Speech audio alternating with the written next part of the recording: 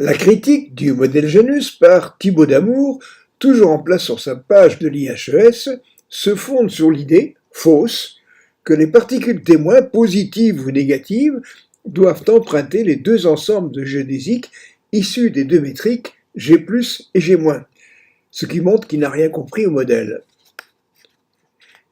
Il n'existe présentement aucune théorie mathématique des géométries bimétriques à laquelle on puisse se référer. Les essais de Damour, 2002, Ossenfelder, 2008, Petit, 2015-2019, ne sont que des démarches heuristiques. Les essais des deux premiers ne produisent aucun élément susceptible d'être confronté à une quelconque observation. À l'inverse, le grand nombre d'observations dont le modèle Janus permet de rendre compte, plus d'une douzaine, accrues par les confirmations issues des premières images du James Webb Telescope, présence de galaxies entièrement formées, âgées de seulement 500 millions d'années, fait que celui-ci mérite plus qu'un rejet d'une construction douteuse. Pour tenter de rendre compte de cette présence de galaxies ayant des masses comparables ou supérieures à celles de notre propre galaxie, à une époque où circulait, les spécialistes en arrivent à envisager d'intégrer le modèle monde dans un nouveau modèle standard. Là, on est vraiment au fond de la dark science. Janus, affaire à suivre, et que les meilleurs gagnent. Effectivement, on a un modèle bimétrique qui n'a pas une prétention d'être de la haute rigueur mathématique, mais suite à une évolution de ton modèle, tu as deux équations, l'une qui comporte les masses positives et l'autre qui comporte les masses négatives. Donc on passe de l'équation unique d'Einstein à deux équations couplées. Alors ce qui est intéressant, c'est qu'il y en a une qui concerne les masses positives et l'une qui concerne les masses négatives. Donc on a vu que le problème des Ranoux est résolu. Ça satisfait au principe de conservation et d'action-réaction. Donc ça veut dire que les principes de base de la physique sont respectés. On peut faire de la physique. On peut faire de la physique. En France, il y a eu une astrophysicienne, Hélène Courtois. C'est formidable. Voilà. Qui a mis en évidence une structure de l'univers 2017 dans Nature, voilà. C'est Hoffman, Daniel Pomared, voilà. Hélène Courtois, et puis voilà, ils sont quatre. Il y en a un que j'ai connu dans le temps aussi, voilà. Bon, ils ont fait une cartographie de l'univers dans un cube d'1,5 milliard d'années-lumière de côté. Alors ce qu'ils ont fait, disons que quand on présente l'univers en expansion, on a l'habitude de prendre un ballon qu'on gonfle, puis on met des confettis dessus. Alors, soit les confettis sont collés au ballon, mais ce qu'ils ont essayé de montrer, c'est ce qui se passe quand les confettis bougent. Donc, ils ont enlevé la loi de Hubble, enlevé l'expansion, et on obtient les mouvements propres des particules par rapport à cet espace qui se dilate. Et à ce moment, on constate qu'on obtient ce champ. Alors, il y a un attracteur qu'on appelle l'attracteur Shapley, où il y a une attraction des masses, et puis il y a le dipole repeller, où il y a une répulsion. Et ça correspond tout à fait aux deux équations. Il y a l'équation d'Einstein qui correspond aux masses positives, c'est l'attracteur Shapley. Et puis, le dipole repeller serait représenté par l'équation correspondant aux masses négatives. Alors, disons qu'à partir de là, on va reconstituer le sens des forces. Hein. Alors, effectivement, ici, on va mettre deux masses positives, comme ceci. Voilà.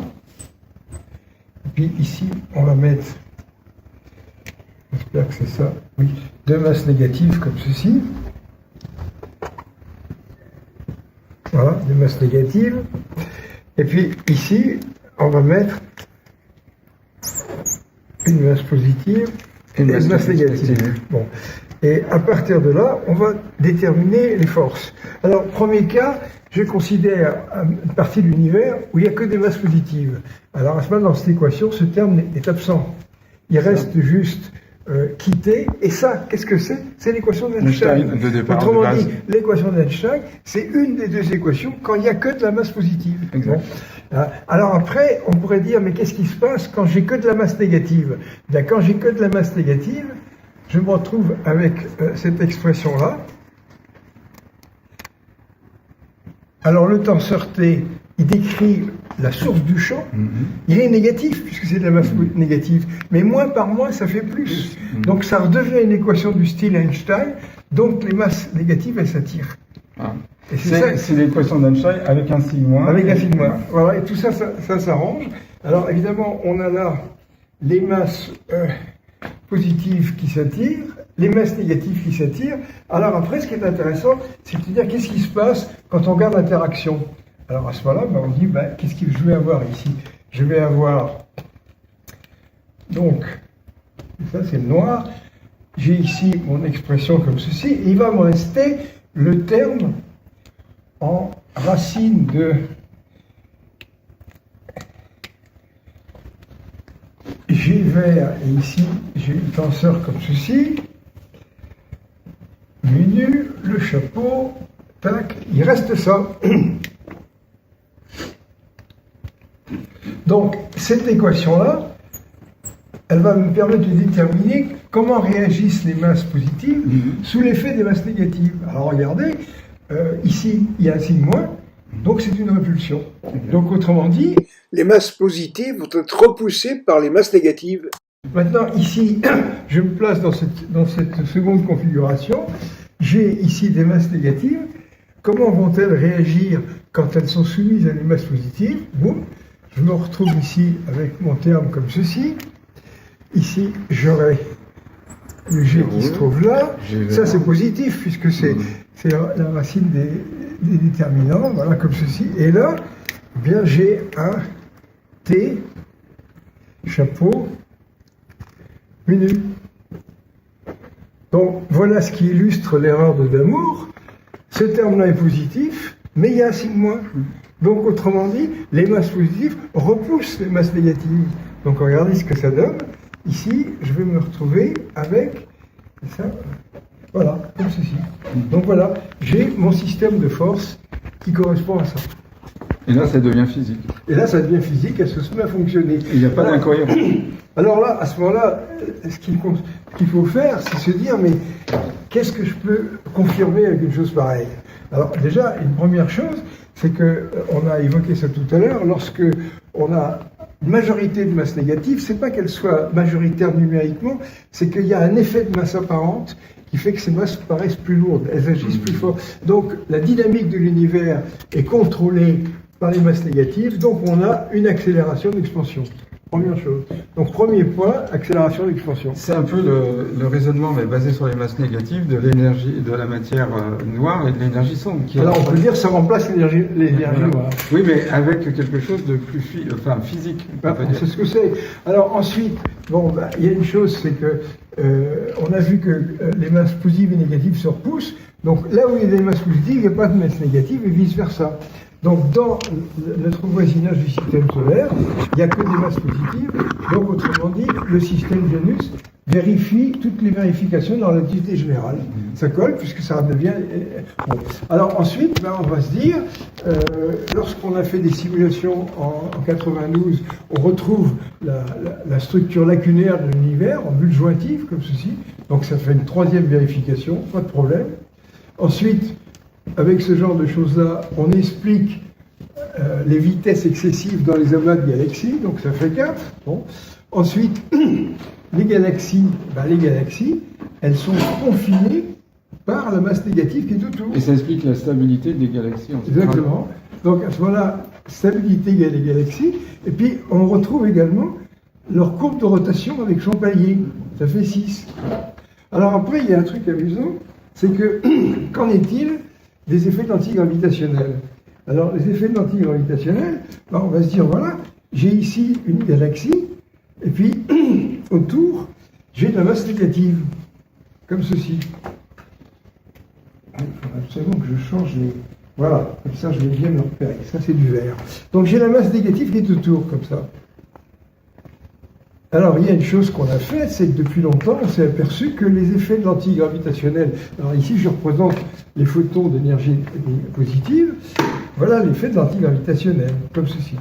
Il faut savoir une chose, c'est que si on considère une lacune dans de la masse négative, c'est-à-dire un trou, comme ça, eh bien, à ce moment-là, l'effet gravitationnel sur les photons, c'est équivalent. C'est-à-dire qu'une structure comme ça, ça produit un effet convergent.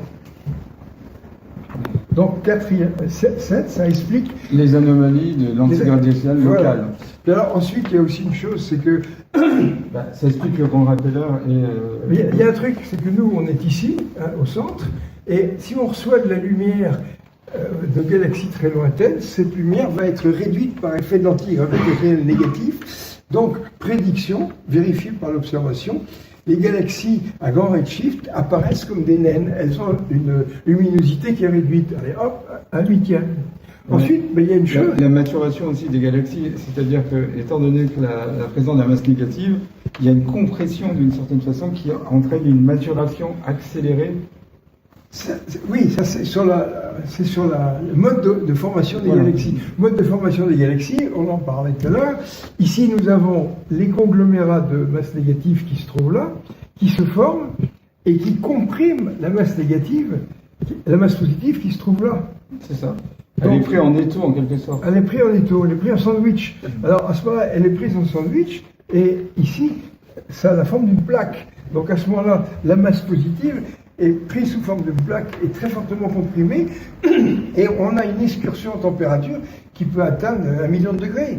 Donc autrement dit, on a une très forte compression et la plaque est idéale pour évacuer l'énergie d'une forme radiative. Donc il y a compression, refroidissement radiatif très brutal. Et moi, ce que je dis, c'est que les galaxies naissent tous dans les premières centaines de millions d'années. Et c'est confirmé par les premières images du James Webb, et ce le sera de plus en plus. Là, on a vu que ces jours-ci, on avait une galaxie qui était à 11 milliards d'années-lumière et qui avait sa structure spirale qui est tout à fait semblable à la Voie lactée. Alors, justement, tout à l'heure, j'ai dit que les galaxies lointaines apparaissaient comme des galaxies naines. Alors, qu'est-ce qu'en font les astronomes? Ils se disent, bon, ils se forment d'abord des galaxies naines, et après, elles s'accrètent pour donner des galaxies importantes. Donc, avec le télescope Webb, on s'attendait à trouver plein de petites galaxies naines, et surtout en train d'entrer en collision. Et ça, on l'a pas trop vu du tout. Alors, c'est ça qui est extraordinaire, c'est que quand il y a des données observationnelles nouvelles, on intitule ça des progrès. Regardez, nous avons énormément progressé. Ben oui, sur le plan observationnel, mais sur le plan théorique, ça casse tout ce qui a été fait. Ça ne fait rien.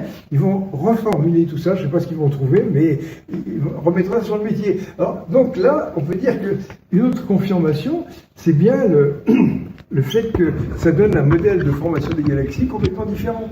Alors après, on a vu aussi une chose, c'est que par des simulations, on retrouve la structure spirale. La structure spirale qui traduit un transfert de la quantité de mouvement détenue par la galaxie au profit de son environnement de masse négative. Et il y a aussi l'homogénéité du rayonnement fossile de ces cas. Effectivement, l'homogénéité du rayonnement cosmique. Il y a aussi le fait que ça explique l'absence avérée d'antimatière cosmologique.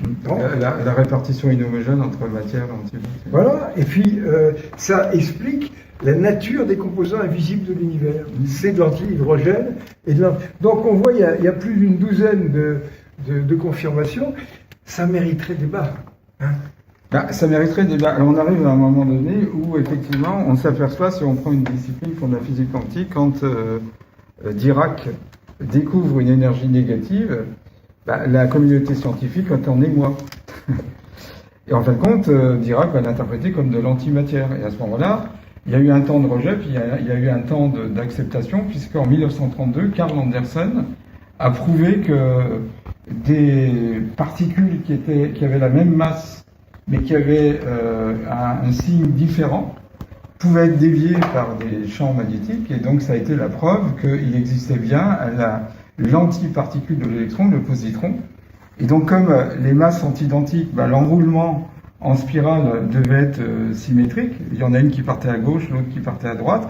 Et ça a été la preuve, d'ailleurs ça a valu à Karl Anderson le prix Nobel de physique. Mais tout ça s'est produit très très vite, il a eu de la chance. Oui, mais on était dans une époque où il y avait moins de consensus scientifique, de notions d'hérétique.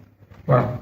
Alors, mais Dirac était considéré comme un hérétique, puisque je crois que c'était Niels Bohr qui avait fait comme remarque la théorie de Dirac me paraît bonne pour capturer les éléphants.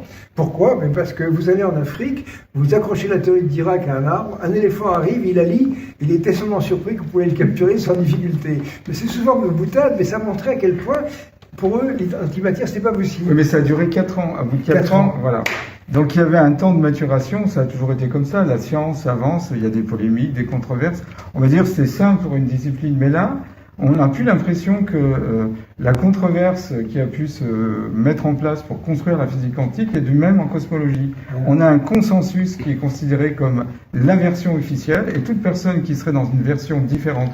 Donc là, tu introduis un concept dérangeant qui est la masse négative, comme Dirac avait introduit la notion d'énergie négative. Et donc là, il y a une espèce de rejet. Voilà. Alors en science, quand on fait un modèle, déjà la physique c'est pas les mathématiques, donc ton modèle il n'a pas la prétention d'avoir une rigueur mathématique, mais celui de Thibaut Moulin non plus. Non plus. Surtout qu'il n'obtient rien, il n'y a aucun résultat. Voilà. Et la deuxième chose, c'est qu'on doit se confronter, on peut avoir une théorie, mais à un moment donné, c'est l'expérience qui tranche. Quand on a 12 preuves expérimentales, ça veut dire que le modèle, il doit être pris en compte. Voilà. S'il n'y avait aucun résultat expérimental, on pourrait dire c'est fumeux. Mais on ne pourrait presque dire que ça joue en ma défaveur, puisqu'il y a tellement de confirmations, c'est pas normal. Il doit y avoir un truc quelque part. Voilà. C'est fou. Hein. Alors, ça nous amène à revenir sur la philosophie des sciences. La science avance par confrontation avec l'expérience. Ensuite, il y a le critère de Karl Popper, la réfutabilité. Ton modèle, on sait là où ça fonctionne, là où ça ne fonctionne pas. Et puis après, il y a un modèle qui avait été développé par le mathématicien Irmé Lakatos. La science a une heuristique négative. Par exemple, on est accroché à l'idée que seules les masses positives classiques existent, les masses négatives ne peuvent pas exister. Et surtout, il n'y a que l'équation d'Einstein. Il n'y a que l'équation d'Einstein, donc on ne peut pas avoir une autre équation. Donc là, c'est une extension, on pourrait dire, du travail d'Einstein. Ça contredit en rien le travail d'Einstein. Simplement, au lieu d'avoir une équation, on en a deux couplées. Voilà. Et puis ça relance aussi le travail sur les particules élémentaires aussi. Et oui, il y a une chose en particulier, c'est qu'on échoue à quantifier la gravitation. Or, quand on quantifie, le champ électromagnétique, ça n'est possible que parce qu'il y a des charges électriques positives et des charges négatives. Oui. Et moi, je pense que si on introduit les masses négatives, on va quantifier la gravitation. Oui, c'est une piste. Une piste. Alors, la polémique est au cœur de la science, mais il faut qu'à un moment donné, il y a un arbitre, et l'arbitre, c'est l'expérience. Oui, absolument. Voilà. Nikola Tesla, à un moment donné, s'était rendu compte que l'expérience était mise de côté au profit de la mathématique. Il disait, les scientifiques aujourd'hui ont délaissé la science au profit de la mathématique, ils se promènent d'équation en équation et finissent par définir un monde qui n'a plus rien à voir avec la réalité. Et c'est un peu ce qui se passe, on a des concepts qui ne font que renforcer l'obscurité, le doute, l'ambiguïté, énergie sombre, matière noire. Il y a une vingtaine de prétendants à cette matière noire et on n'est plus sur des choses qui sont vérifiables. Donc attention, la cosmologie n'est pas un domaine des mathématiques. Il y a quand même la contrainte, l'obligation. Et ça va s'arranger, comme pour l'équation d'Einstein. Par exemple, cette équation, elle est apparue avant qu'on fasse la dérivation lagrangienne. C'est Hilbert qui a fait ça. Et il va y avoir un Hilbert qui dira, voilà, c'est comme ça qu'il faut faire. Et c'est ce que disait René Thom. Il disait qu'à un moment donné, quand une discipline a atteint sa maturité, il y a toujours des mathématiciens qui la rendent plus rigoureuse. Exactement. Voilà. Donc on attend le mathématicien ou les mathématiciens qui rendront ce travail plus rigoureux. Et peut-être, tu as raison, que ces équations ne seront que des brouillons pour aller vers d'autres choses. Absolument. Et en fin de compte, c'est Alain Cole lui-même qui le disait. Le but d'un modèle mathématique, c'est pas forcément d'être juste, c'est d'ouvrir la voie pour que d'autres scientifiques puissent améliorer et finalement il y a des nouvelles idées et des fois de choses qui peuvent paraître des échecs, on débouche sur des choses innovantes. Mais ce qu'il faut comprendre, c'est que le modèle Janus, c'est une révolution scientifique. C'est révolutionnaire. Et le problème, c'est quand il y a une révolution, il y a une Bastille à prendre. Et là, malheureusement, en France, la Bastille, c'est l'Académie des sciences. Voilà. Bon, merci de l'éclairage. Voilà.